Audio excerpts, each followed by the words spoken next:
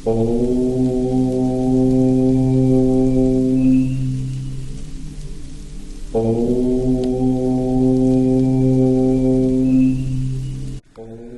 అండి, అందరికీ నమస్కారం. ఈరోజు మన ఎస్ఏకే అప్డేట్స్ ఛానల్లోని విజయనగరంలో గల బావమెట్టలో గల దేవీ పార్క్ గురించి అన్ని వివరాలు తెలుసుకుందామండి.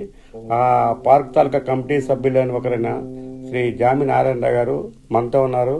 ఈ పార్క్ విశేషాల గురించి ఆయన మనకి వివరంగా ఎక్స్ప్లెయిన్ చేయడానికి రెడీగా ఉన్నారండి. So please watch this channel. శ్రీమాత్రే నమః. మన విజయనగరంలో బాబామెట్లో దేవీ పార్క్ నందు ఇక్కడ లోకల్లో ఉన్న అందరం కలిసి 2018 నుండి దేవీ నవరాత్రి ఉత్సవాలు మేము ఘనంగా చేయడం జరుగుతుంది. ఇందులో భాగంగా ఇది ఒక పార్క్ ప్లేస్ని అలా ఖాళీగా ఉంటే ప్రభుత్వాన్ని సంప్రదించి మున్సిపాలిటీ వారిని గోడ అన్ని కూడా కట్టించి మిగతాది కూడా మేము డెవలప్ చేసుకుంటామని గతంలో ఉన్న మా ఎమ్మెల్యే గారు కోలగట్ల వీరభద్రస్వామి గారి సహకారంతో, అలాగే లోకల్ కార్పొరేటర్ గాద మురళీ గారి సహకారంతో ఇది అభివృద్ధికి వాళ్ళు సహకరించారు. అలాగే లోకల్లో ఉన్న మా సభ్యులందరం కూడా కొంత ద్రవ్యాన్ని సమకూర్చుకొని ఇక్కడ ఈ పార్కునంతా దేవీ నవరాత్రి ఉత్సవాలకి మరియు అనంతరం ఇక్కడ అయ్యప్ప స్వామి పీఠం ఉంది. అయ్యప్ప స్వామి భక్తులు ఒక 40 నుండి 50 మంది వరకు కూడా ఇక్కడ పీఠం ఏర్పాటు చేసుకుని ఇక్కడే అన్నదాన కార్యక్రమాలన్నీ చేసుకుని పూజలు జరిపించుకోవడం జరుగుతుంది. అదేవిధంగా మిగతా సమయాల్లో ప్రతిరోజు ఉదయం సాయంత్రం ఆరోగ్యానికి కారకమైన యోగా కార్యక్రమాన్ని కూడా నిర్వహించడం జరుగుతుంది. మహిళలు పురుషులు కూడా వేరువేరుగా యోగా కార్యక్రమం జరుగుతుంది. అందులో భాగంగా విద్యార్థులు చదువుకోవడానికి ఒక రీడింగ్ రూమ్ కూడా కట్టడం జరిగింది. ఇవన్నీ కూడా ప్రజల సౌకర్యార్థం. అలాగే చక్కటి సాయంత్రం రిటైర్డ్ పర్సన్స్ అందరూ వచ్చి కూర్చుంటారు. చక్కటి వాతావరణంలో మంచి పువ్వుల మొక్కలతోటి ఈ వాతావరణాన్ని అభివృద్ధి చేసి లోకల్ అందరూ ఉన్న సహకారంతో ఇది చేయడం జరుగుతుంది. దీనికి ముఖ్యంగా శ్రీ తిరుమలరాజు సామమూర్తిరాజు గారిని ఆ మండప నిర్మాణానికి ఇచ్చారు. ఈ యాగశాల నిర్మాణానికి contract Shiva fort city chairman గారు కాంట్రాక్ట్ శివ గారు ఇచ్చారు. అలాగే ఆ కళావేదికని ఇక్కడ దాట్ల సూర్యనారాయణరాజు గారిని ఆయన నిర్మించారు. ఇది అందరి సహకారంతో ఈ దేవీ నవరాత్రి ఉత్సవాలు గత 2018 నుండి రంగరంగ వైభవంగా జరుగుతున్నాయి. ఈ కార్యక్రమాలు నవరాత్రి ఉత్సవాల్లో అందరూ వచ్చి తిలకించవలసిందిగా కోరుతున్నాం. మా విజయనగరంలో గల బాబామెట్లో దేవీ పార్క్ తాలూకా విశిష్టతలన్నీ కూడా మేము చూపించడం జరుగుతుంది. ఇది దేవీ నవరాత్రుల్లో 9 రోజులు కూడా ఇక్కడ యాగం జరుగుతుంది. అమ్మవారికి యాగం జరుగుతుంది. అనంతరం అయ్యప్ప స్వామి భక్తులు కూడా వచ్చి ఇక్కడ యాగాలు చేసుకుంటారు. ఆధ్యాత్మిక కార్యక్రమాలన్నీ కూడా యాగాలు అవి ఇక్కడ చేసుకోవడానికి అర్హతగా పర్మనెంట్ గా ఇది యాగశాల నిర్మించడం జరిగింది.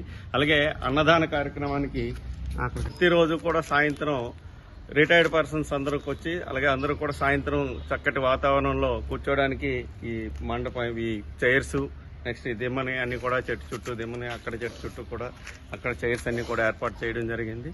సాయంత్రం ఒక 30-40 మంది వరకు రిటైర్డ్ పర్సన్స్ వచ్చి ఇక్కడ సేద తీర్చుకుంటారు.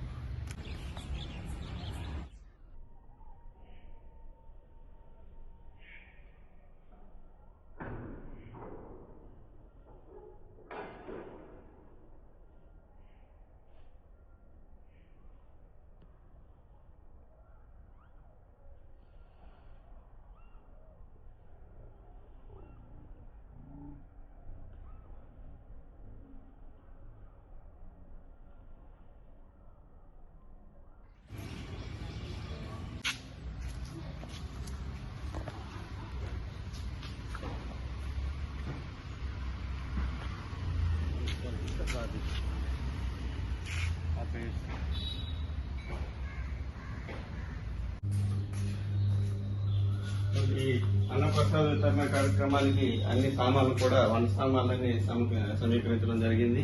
అలాగే పొయ్యిలు, కుర్చీలు, టేబుల్, ఫ్రిడ్జ్ కూడా ఏర్పాటు చేయడం జరిగింది.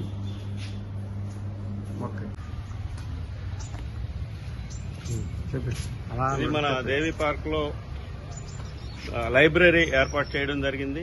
ఈ లైబ్రరీలో కొన్ని పుస్తకాలు కూడా పొందుపరచడం జరిగింది. ఈ స్టూడెంట్స్ కూడా ఉదయం సాయంత్రం చాలా మంది వచ్చి ఇక్కడ రీడింగ్ రూమ్ లో చదువుకుంటారు. చక్కటి వాతావరణం. రీడింగ్ రూముల్లో డబ్బులు ఖర్చు పెట్టి చదవకుండా ఇక్కడ కూర్చొని చక్కగా ఫ్రీగా కూర్చొని చదువుకోవడానికి ఒక ఆహ్లాదకరమైన వాతావరణాన్ని ఏర్పాటు చేశాం.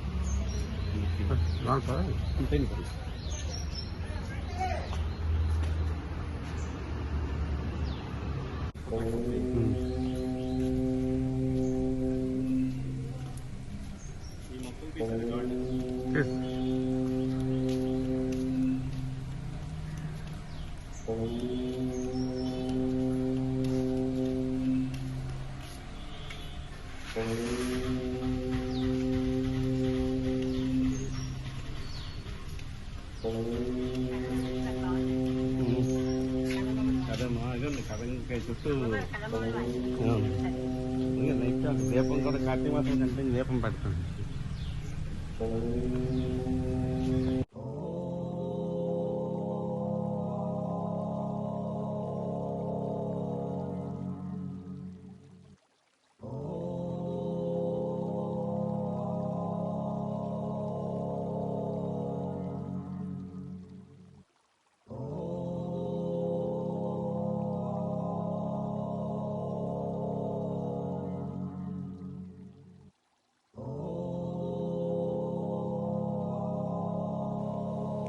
ఇదే మెయిన్ హాల్ అండి. ఇక్కడే అయ్యప్ప స్వామి దీక్షలు, దేవీ నవరాత్రులు చేస్తారు. ఇదొక హాలు, దగ్గర 1000 మంది వరకు కూర్చునే హాల్ ఇది. దేవుని ఇక్కడే నిలబెడతారు. మొత్తం మీద దేవీ నవరాత్రులన్నీ ఈ హాల్లోనే చేస్తారండి. బయట పార్క్లో యాగాలు అవి చేస్తారు.